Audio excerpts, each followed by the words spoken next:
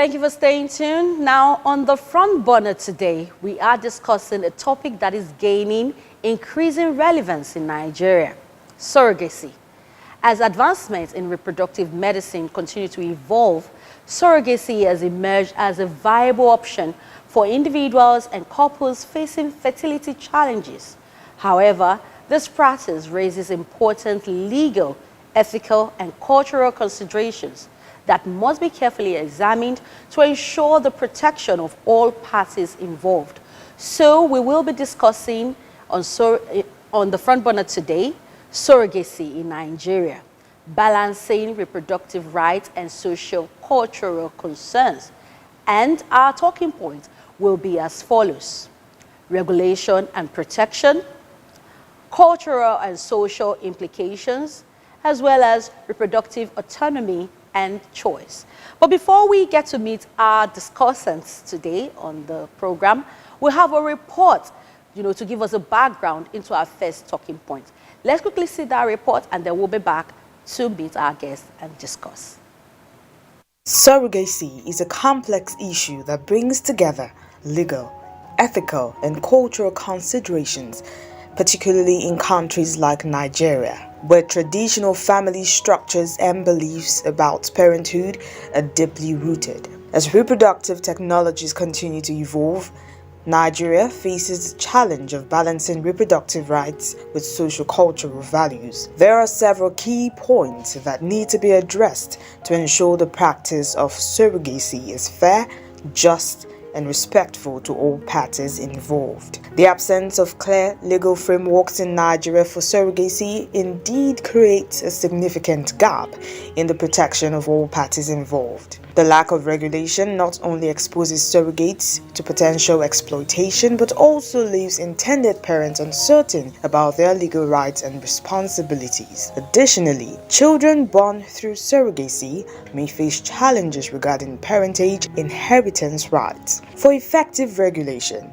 Nigeria needs to address several key areas such as informed consent. Surrogates should be fully informed about the physical, emotional, and financial implications of the process. This ensures that they are entering into surrogacy arrangements with clear understanding and autonomy. Medical care and support. Surrogates may have access to adequate medical care throughout the pregnancy, as well as emotional and psychological support, which should be guaranteed by the law. Rights for the child. Regulations should safeguard the rights of the child, addressing issues such as citizenship, parentage, and inheritance. Laws should ensure that the child is treated fairly and given all the rights of any other child born within the legal framework of Nigeria. Contractual clarity. Clear contract should be mandated between all parties, specifying roles, responsibilities, and the legal process for transferring parental rights. Monitoring and oversight. A regulatory body or mechanism would help ensure compliance with these laws and provide oversight to prevent abuse of the system. Introducing comprehensive surrogacy laws would create a safer, more transparent, and ethical, responsible environment for everyone involved, ensuring that the practice aligns with human rights and social norms in Nigeria.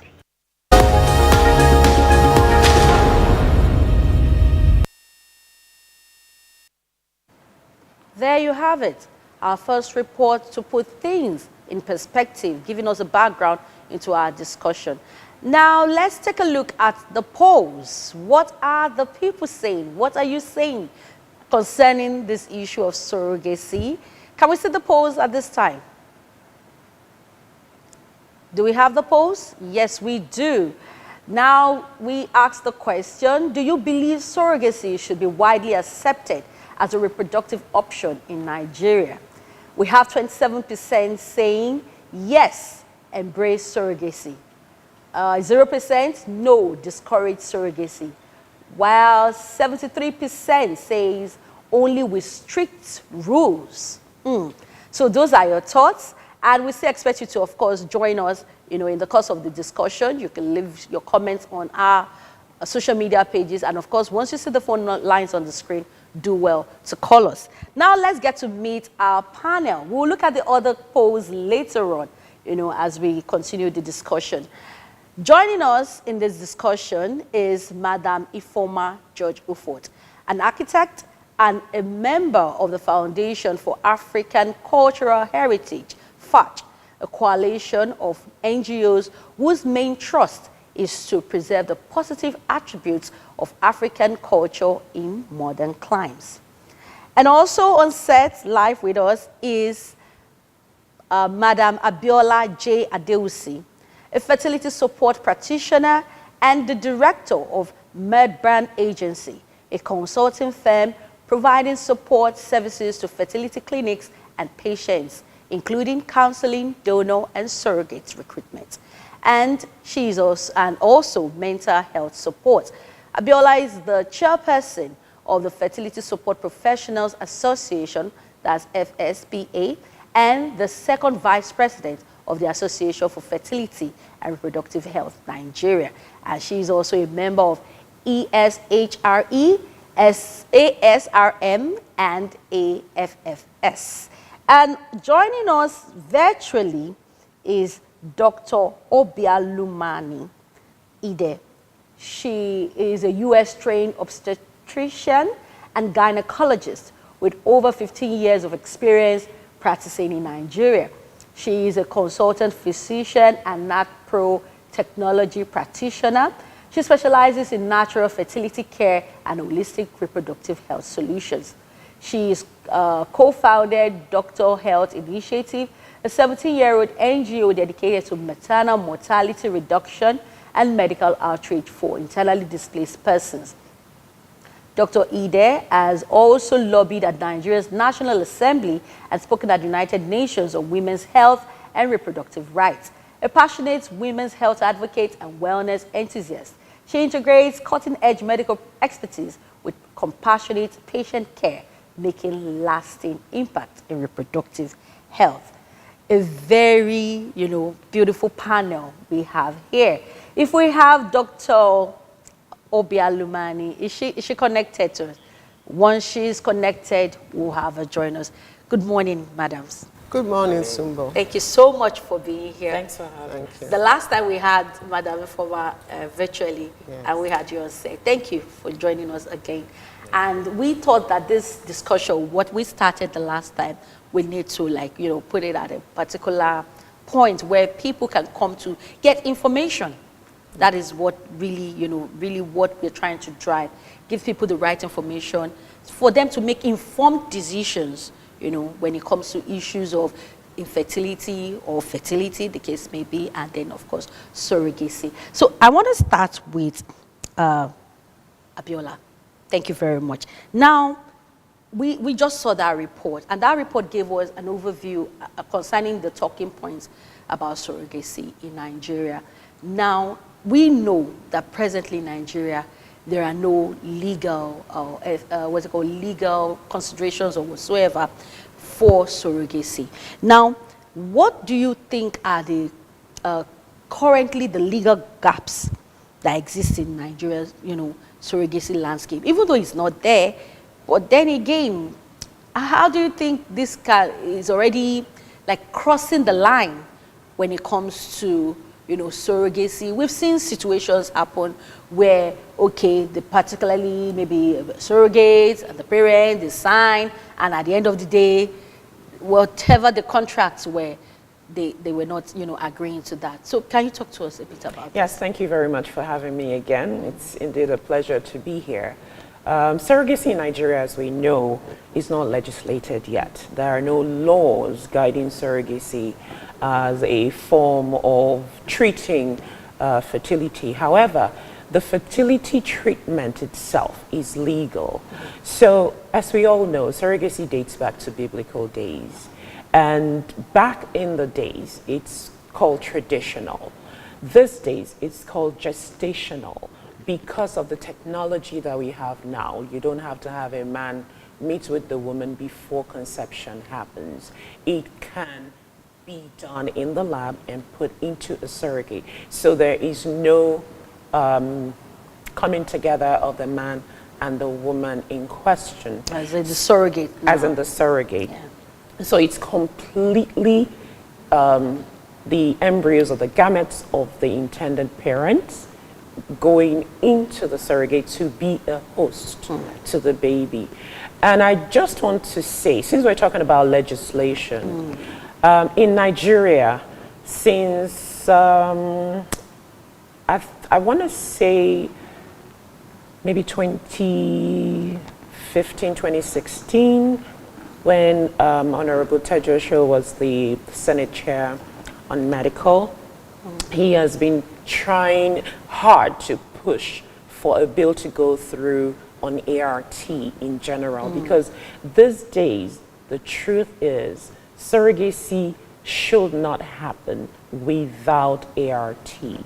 If it happens without ART, we're talking about traditional surrogacy, and there is a gray area there. If it's gestational, it's white and black. It's very distinct. It's very clear what is going on. So the legislation should actually be made for ART, and surrogacy should be a subsection of that law. And that's what AFRH is trying to explain to the lawmakers, really, because we know now that Honorable Akala is also pushing a bill that we're actually working together with them to make sure that it's all encompassing, it's all inclusive, and it's very clear and distinct, and we can know who is doing the right thing and who is not doing the right thing. Because like you said, there are some people out there that are taking advantage of the fact that there are no laws and there are, no legislation, that just doing whatever they choose to. And of course, all this will be taken care of once we have the legislation in place. All right. Thank you very much. Now, let me come to Madam Ifuma. Now, from a cultural and ethical standpoint, Abiola mentioned something very interesting now. The surrogacy started from the Bible days, and I think that's the story of Sarah, and, when she was trying to have a child and then had to tell a guy to bear a child on behalf of her. Now, do you believe Nigeria should legalize and regulate surrogacy? If yes, why? If no, why? Okay, my short answer would be no. Why? Why? Because you cannot regulate an evil. You said that the last time. Yes. Why would you call it an yes, evil? Thank you. Okay, let's look at it's good she even brought up the biblical instance. And where has it led us now? Okay. It's very interesting. The child that Hagar had for Abraham, the quarrel between that child, that son, and the promised son is still what is keeping the world. That is, if we don't know, so let's not go down there. So to bring it up to say it's okay, I don't think it's okay. Like I said, you can't regulate evil. The people during the days, the centuries when slave trade was on, practically the whole civilized world was doing it, but it didn't make it right. And so why do I say it's wrong? Because it violates the dignity of the human person. Look at your opening report. You're talking about a child, a human being, and you're talking about him or her as a commodity. As a commodity. That is the way you say it. Yeah, that is what it is. That is, the people who are proposing this surrogacy thing to go forward, they use terms to, desensitize us so that we don't see it as so bad. During slave trade, if you read what happened then, they never considered the people who were being torn from their fatherland. Look at a child who is being born through surrogacy. Who will you say is the mother? But the egg comes from the mother, and then the sperm comes from the father. The lady is just a carrier. The surrogate is just a carrier. Exactly, but the nourishment, everything, the voice she knows is the woman carrying her. You mean the child on the inside? Yes, yes. So all the nutrients, everything she has, her first experience of sound, smell is from that woman that has carried her. And then she gives birth and she's torn from that woman and given to somebody who she doesn't have any emotional, biological connection to, except that she donated an egg. That's in the case of gestation. There are so many variants and shades of this that we don't even want to go into. There have been cases of where somebody has been a surrogate for a twin. I think made headlines beginning of the I think it was 2002 or so, where she had twins. One had some disease that the parents didn't feel they should take, and they abandoned that one. And the surrogate mother was like, no, that wasn't the deal. So I don't know how you are going to regulate evil. My own is, let's abolish. Was it from the mother? They didn't know where the disease came from. Okay, just hold your thought. I hear we have Dr. Obi with us. Good morning, ma'am. Thank you very much for joining. Yeah, welcome. I'm glad to be here. It's good to have you join us. Now, I don't know how much you've heard about our discussion so far, but I remember the last time, which was just last Thursday, we had you, of course, virtually joining us. You mentioned something about surrogacy being a last resort option. Can you pinpoint that again? And you as a medical professional in NAPRO technology, in what case would you recommend surrogacy? So I spoke of the uterus, in the case where the uterus is scarred and so is unable to sustain a pregnancy. That is the most serious medical condition that one hears surrogacy being advocated for. I think it's interesting to note that if one's arm is diseased, you don't go borrow another arm from someone else. If your leg is diseased, you don't go borrow another leg from someone else. And so to frame the question as to in what circumstance would I advocate for surrogacy, that one can does not mean that one should. So if we were to cut off someone's arm and try and transplant, if we can't do it, so we say we can't do it, so all right, let's go look for, let's technology give us an alternative. But because you can, doesn't mean that you should. Because all the things that were enumerated in the video in the beginning of this segment. Yes. Those are not minor situations that laws will just fix. They are real life situations that harm individuals, families, and the society. A third party in an intimate and personal process that is pregnancy is not to be trifled with, because it strikes at the very heart of humanity itself. We are not, dogs and cats that you can play with in the lab. No.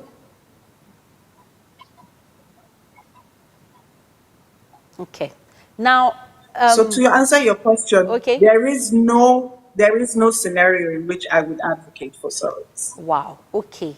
Now, let me ask you this. You are a doctor.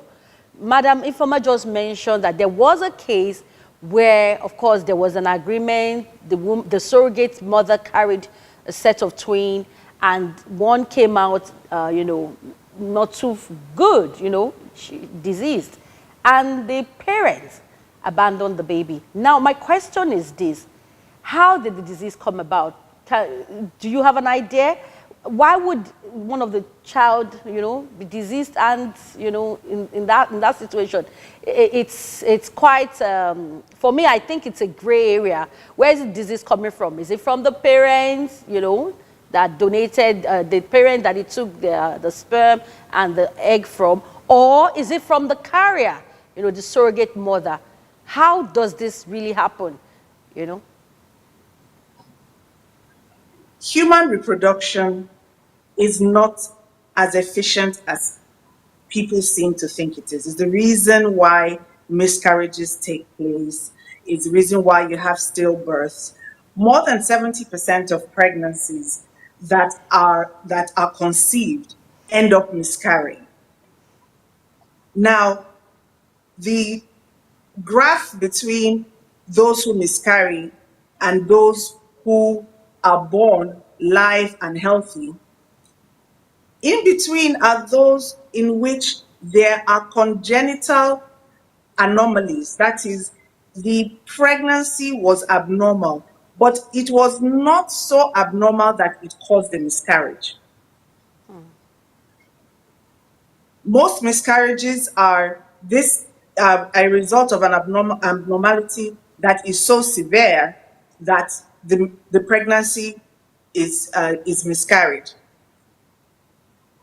There are miscarriages that take place because the lining of the womb is not ready. The intrauterine environment is hostile.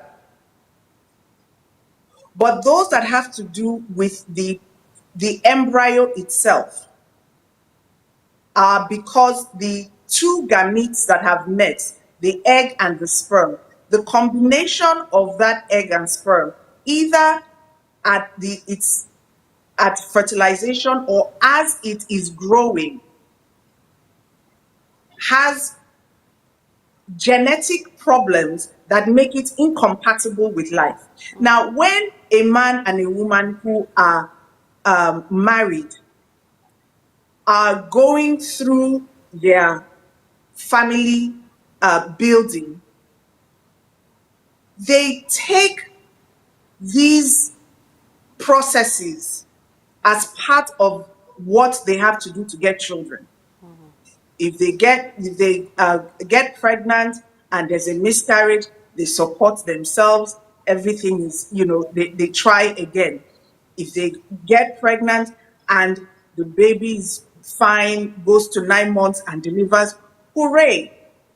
But there are those children who have genetic problems that are compatible with life, and so they are born with those genetic problems. Some of them are structural, so the baby is born and you see it immediately. But there are many that are also functional. So it's as the baby is growing that you realize, oh, there's an issue with this baby. Okay. When a man and a woman are living together, they are married, they commit to that child. A surrogate entering into this union does not have the same status as the man and the woman. And that is the reason why you can give her a name: carrier, host. Those are nouns, adjectives that are used for animals. And we should not subject women, for whatever emotional, financial, or otherwise reasons that they are presenting themselves surrogates. We should not demean their dignity by renting their wombs, because that basically is what it is. Okay. Doctor, I'll come back to you. Let me speak with Abiola. Now, you've heard a lot. this particular story, I will keep referring to it. I don't know why, because I felt you said they should carry this child and the child is born. Why didn't you take the child? Just because the child is, Now, let's talk about what measures should be put in place. Your association is vying for a legislation. So in this kind of situation now, what should be the agreement? Thank you very much. What should the parties do? I don't know about the story, but the little, based on what she had indicated, is that the intending parents got news, or maybe they were handed the baby, and then they took one and left the other. To who? To the medical doctor or the surrogate to mother? the surrogate. So that tells me that the arrangement there was not tidy in the first instance. And that's the reason why professionals have to be involved in cases like this. If you don't do it professionally, you have an egg. Because once it breaks, it scatters and you can't put it together. But if you do it professionally, the probability that something like this would happen